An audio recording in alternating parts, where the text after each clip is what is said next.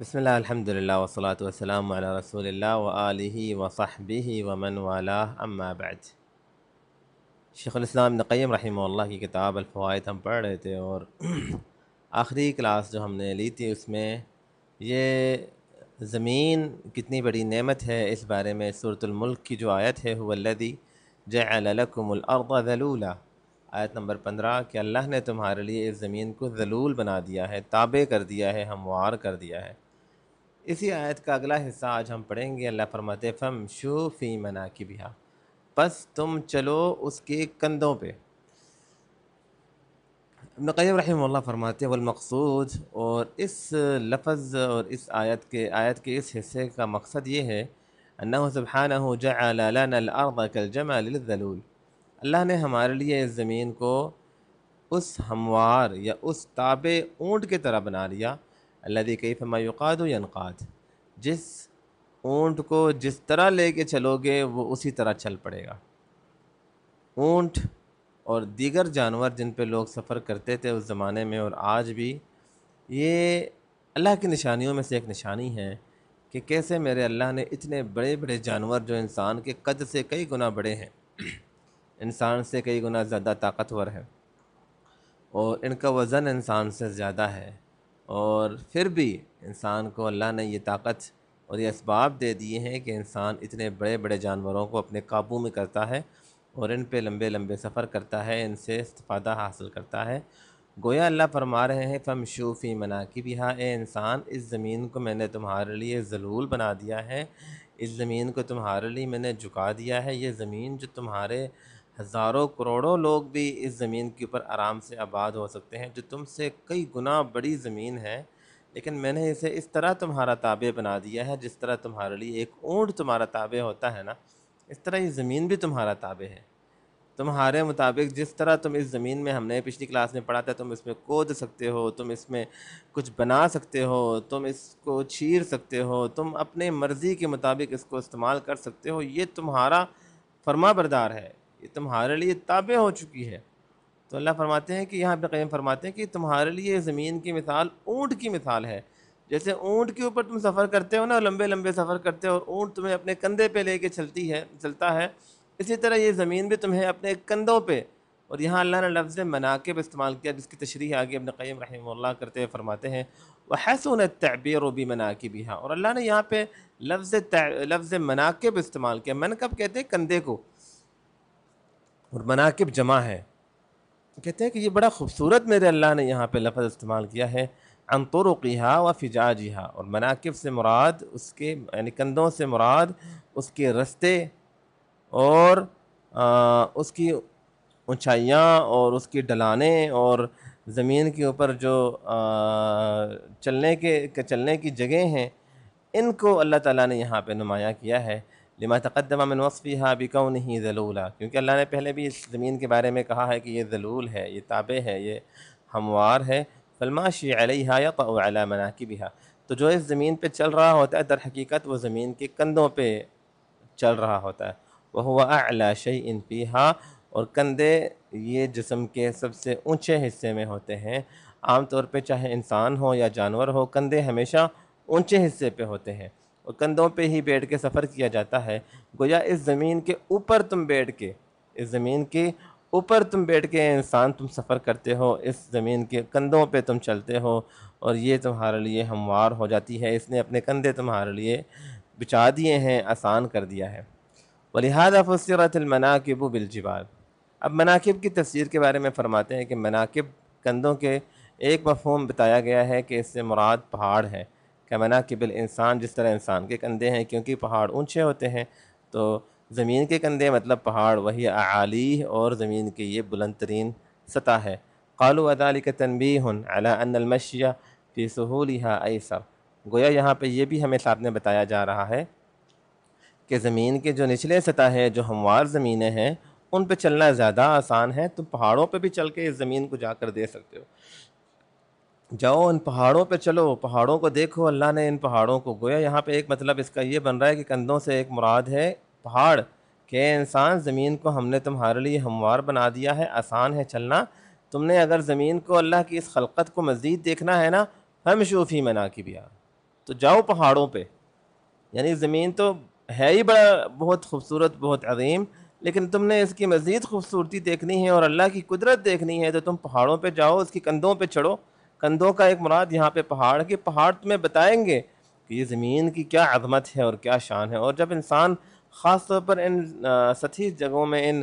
نچلے سطحوں میں رہنے والے لوگ جب پہاڑوں پہ جاتے ہیں تو اندازہ ہوتا ہے کہ ان پہاڑوں کی کیا خوبصورتی ہے اور کیا عظمت ہے اور کیا شان ہے، اور کیسے میرے اللہ نے یہ بڑے بڑے پہاڑ اس زمین پہ نصب کر دیے ہیں، اور کیسے انہیں اللہ نے کیل بنا کے انہیں زمین کے اندر گاڑ دیے ہیں.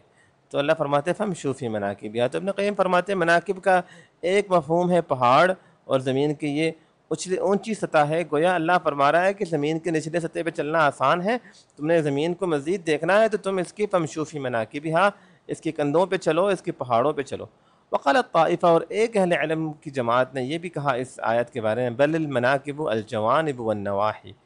مناکب کا مطلب ہے کنارے اور سائڈ کے علاقے، اطراف کے علاقے. امن مناکب الانسان لجوانبی، اسی طرح انسان کے کندھے بھی یہ ایک اطراف میں ہوتے ہیں، سائڈوں میں ہوتے ہیں، درمیان میں نہیں ہوتا. مطلب زمین کے سائڈوں میں جاؤ دیکھو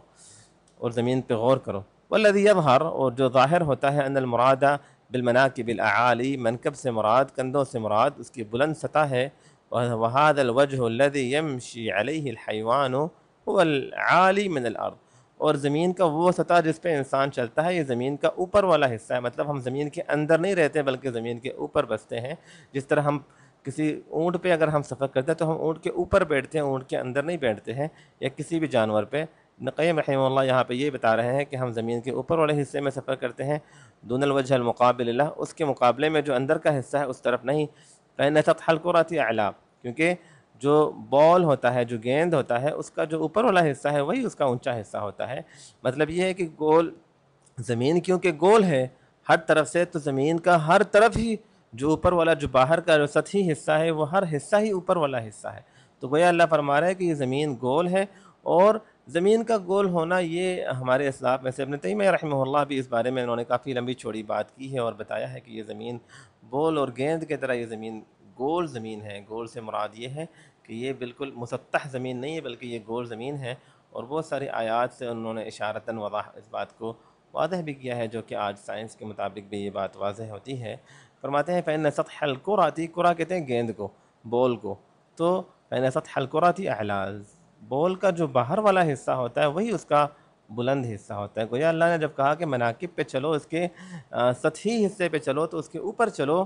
والمشي انما يقع في سطحها، اور انسان اس کے اوپر والے حصے میں ہی چلتا ہے. وحسن التعبیر عنہ بالمناکب، اور اللہ نے یہاں پہ مناکب کہا ہے اور منکب کا لفظ یہاں پہ بالکل سوٹ کرتا ہے اور اس آیت کے بالکل مطابق ہے. لما تقدم من وصفها بأنها ذلول، کیونکہ اللہ نے پیچھے ہی بتا دیا ہے کہ یہ زمین ذلول ہے، جھکی ہوئی چیز ہے انسان کے لیے. اس لیے اللہ نے اس زمین کے کندھے کا ذکر کیا کہ تم زمین کے اعلیٰ ترین حصہ، اس کے کندھے کو، جو سب سے اونچی جگہ ہے انسان، تجھے میں نے اس پر بھی مسخر کر دیا ہے. مطلب یہ ہے کہ تو اس زمین پہ مکمل طور پہ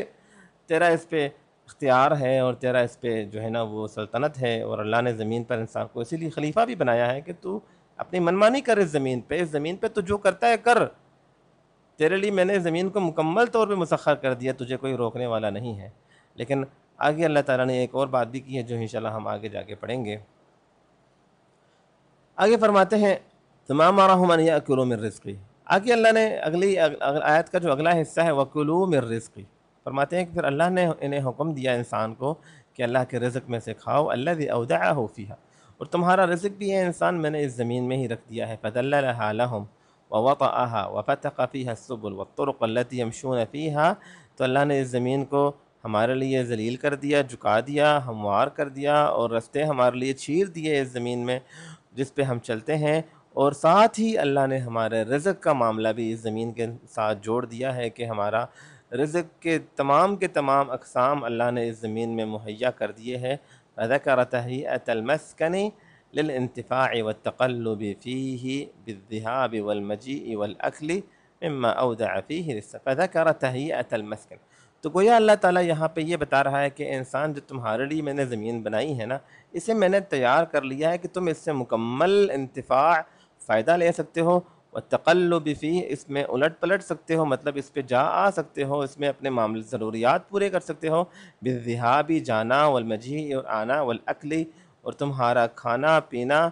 مما اودع فیہ للساکن، تمہارے کھانے کو بھی میں نے اس کے اندر موجود کیا ہے جو انسان اس زمین میں رہتا ہے۔ گویا اے انسان تیرے لیے اس زمین کو میں نے مکمل ایک کمپلیٹ پیکج ہے، جس میں کسی چیز کی کمی نہیں ہے، جس میں کوئی نقص نہیں ہے، جس میں کوئی چیز رہ نہیں گئی ہے۔ آیت کا جو آخری حصہ ہے اس میں اللہ فرماتے ہیں وَإِلَيْهِ النُّشُورُ، ثُمَّ نَبَّهَ بِقَوْلِهِ، پھر اللہ تعالیٰ نے ان ساری باتوں کو بتانے کے بعد ایک اہم بات بتائی ہے، وہ یہ ہے وَإِلَيْهِ النُّشُورُ، کہ اور تم نے اللہ ہی کے طرف لوٹ کے جانا ہے۔ عَلَىٰ أَنَّ فِي هَذَا الْمَسْكَنِ غَيْرُ مُسْتَوْطِنِينَ وَلَا مُقِيعِينَ، گویا ہمیں یہ بتایا گیا ہے کہ اے انسان تیرے لیے میں نے ایک بہترین زمین تو بنائی ہے، انا فی ھذا المسکن، لیکن اس گھر میں غیر مستوطن، یہ تمہارا ابدی گھر نہیں ہے، ولا مقیعین، بل دخلناہ، نہ ہی تم ہمیشہ کے لیے یہاں پہ رہنے والے، بلکہ ہم اس گھر میں اگر داخل ہوئے ہیں اس زمین میں، عابری سبیل، ہم بس یہاں سے مسافر بن کے ہم نے نکلنا ہے، ہم مسافر ہیں، کچھ دیر کے لیے یہاں رکے ہیں۔ انسان تو جنت میں تھا،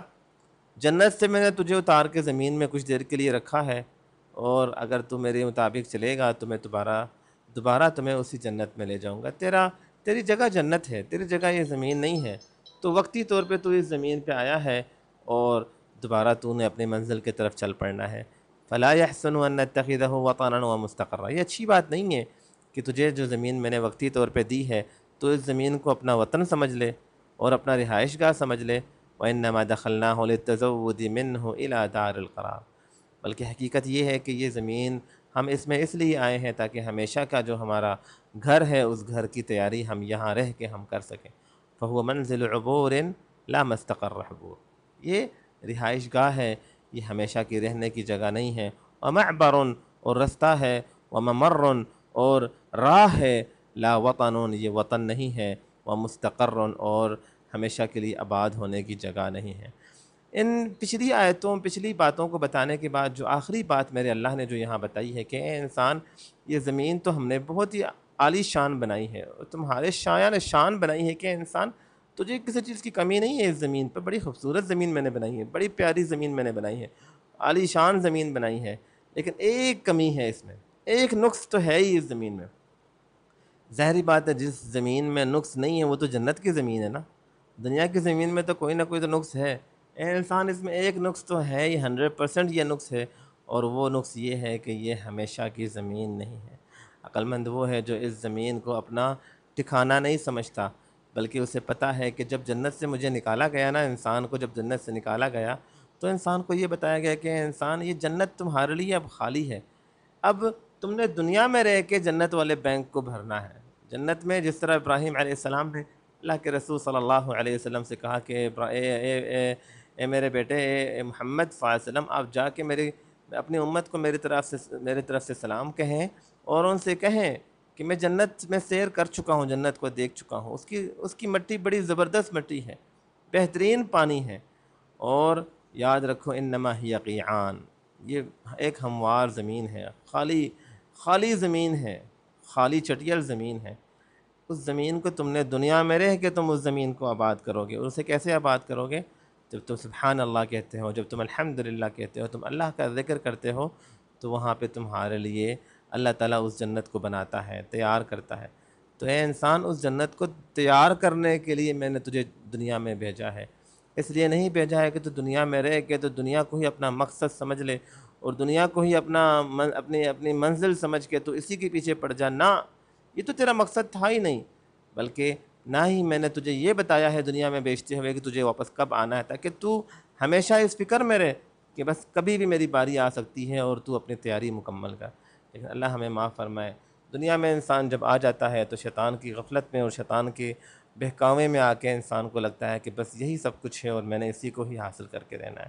تو ابن قیم رحمہ اللہ نے یہاں پہ اس آیت کی بڑی خوبصورت تشریح کرتے ہوئے آخری بات یہ بتائی ہے کہ زمین تو بہت خوبصورت ہے، لیکن یہ اس میں جو زندگی ہے وہ وقتی زندگی ہے، ہمیشہ کی نہیں۔ فتضمنت الآیت الدلالة على ربوبیته، تو اس آیت میں اس بات کی دلیل ہے کہ وہ اللہ رب ہے، اور وحدانیت ہی، اور رب کی وحدانیت کا ذکر ہے، وہ اللہ اکیلا ہے، یکتا ہے، و قدرت ہی و حکمت ہی، اس کی قدرت اور اس کی حکمت کا ذکر ہے، و لطف ہی، اور اس کی لطف اور انعام کا ذکر ہے، و تذکیرہ بنعمہ و احسانہ، اور اس ایک آیت کے اندر اللہ کی نعمتیں اور اللہ کے احسان کا ذکر ہے، والتحذیر من الرکون الی الدنیا، اس آیت میں دنیا کی طرف،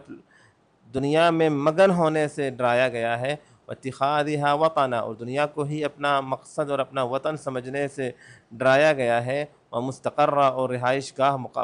مستقل رہائش گاہ سمجھنے سے ڈرایا گیا ہے۔ دیکھیں کتنی باتیں اس ایک آیت میں بتائی گئیں، دوبارہ ہم اس کو دیکھتے ہیں۔ فتضمنت الآیہ الدلالۃ علی ربوبیتہ، سب سے پہلے اللہ کی ربوبیت پہ، کہ هو الذی جعل، اللہ نے تمہارے لیے، وہ رب ہے تمہارے لیے، اس پالنے والے نے تمہارے مطابق، تمہاری ضروریات کے مطابق یہ زمین بنائی ہے، وہ وحدانیت ہی، اور اسی نے، اکیلا اسی نے بنایا ہے، کہ وہ اللہ اکیلا ہے، وہ قدرت ہی، زمین کی معجزات کو دکھا کے اللہ کی قدرت کو بتایا ہے، وہ حکمت ہی، کہ وہ اللہ کیسے حکیم ہے، کہ دنیا میں انسان کو بھیجنے سے پہلے اللہ نے اپنی حکمت اور دانائی کو، دانائی اللہ کی جو صفت ہے حکمت، اس صفت کے مطابق اللہ نے اس زمین کو ہر لحاظ سے ایک پرفیکٹ زمین بنا کے، وہ لطف ہی، اور اللہ تعالیٰ کی اپنے بندوں پر لطف اور انعام ہے، اللہ کی محبت ہے اپنے بندوں سے، کہ میرے اللہ نے انسان کو یہ زمین دی ہے، اللہ اکبر، وتذکیرہ بنعمہ و احسانہ، اور پھر ساتھ میں اللہ یاد کروا رہا ہے کہ بندے یہ میری نعمتیں ہیں اور میرے احسان ہیں، شکر کرو گے، میرے مطابق چلو گے، میں تجھے اس زمین سے کئی گنا بہتر جگہ دینے والا ہوں، شکر کرو گے تو میں تمہیں اور دوں گا، اور ساتھ ساتھ ڈرا بھی رہے ہیں کہ اے انسان دنیا کی طرف مائل نہ ہونا، وَإِلَيْهِ النُّشُورُ، تو نے میرے طرف لوٹ کے آنا ہے، تو اس زمین کو اپنا وطن اور ٹھکانہ مت سمجھنا، بلکہ یاد رکھنا تو اس زمین میں تیز تیز سفر کر رہا ہے اپنی منزل کی طرف اور جنت کی طرف۔ فَلِلَّهِ مَا فِي ضِمْنِ هَذِهِ الْآيَةِ مِنْ مَعْرِفَتِهِ وَتَوْحِيدِهِ وَالتَّذْكِيرِ بِنِعَمِهِ، فَلِلَّهِ مَا فِي ضِمْنِ هَذِهِ الْآيَةِ مِنْ مَعْرِفَةِ، تو اللہ کی کیا ہی شان ہے، اللہ اکبر، فَلِلَّهِ، میرے اللہ کی قدرت، اللہ کی شان، اللہ کی عظمت، کہ میرے اللہ نے اس ایک آیت کے اندر اپنی معرفت، توحید اور اپنے نعمتوں کے بارے میں یاد کروایا، والحث علی السیر الیہ، اور ساتھ میں ہمیں بتایا کہ اللہ کی طرف اپنے سفر کو جاری رکھو، والاستعداد للقائہ، اور اللہ سے ملاقات کی تیاری کرو، والقدوم علیہ، تم نے اللہ کے سامنے پیش ہونا ہے، والاعلام بانہ سبحانہ یطوی ہذہ الدار کأن لم تکن، اور اس آیت میں گویا اس بات کی طرف بھی اشارہ ہے کہ جلد اللہ تعالیٰ اس زمین کو ایسے لپیٹ لے گا جیسے یہ زمین پہلے نہیں تھی، اس کو ختم کر دے گا، یہ زمین ختم ہو جائے گی اور مٹ جائے گی، اور اس کے آثار بھی ختم ہو جائیں گے، وَأَنَّهُ يُحْيِي أَهْلَهَا بَعْدَمَا أَمَاتَهُمْ، اور یہ بھی کہ وہ اللہ اس زمین پہ رہنے والوں کو دوبارہ زندہ کرے گا انہیں موت دینے کے بعد، وَإِلَيْهِ النُّشُورُ، اور اسی اللہ کی طرف لوٹ کے جانا ہے۔ اللہ تعالی ہم سب کو اپنے قرآن پاک کو سمجھنے کی توفیق عطا فرمائے، قرآن کی عظمت، قرآن کی محبت اللہ ہمارے دلوں میں بھر دے، اور اللہ تعالی ہمیں اپنی نعمتوں کو احساس کرنے کی، نعمتوں کو سمجھنے کی، اور ان نعمتوں کو سمجھ کر، احساس کر کے ان نعمتوں کا شکر ادا کرنے کی اللہ تعالی ہمیں توفیق عطا فرمائے۔ السلام علیکم ورحمۃ اللہ وبرکاتہ۔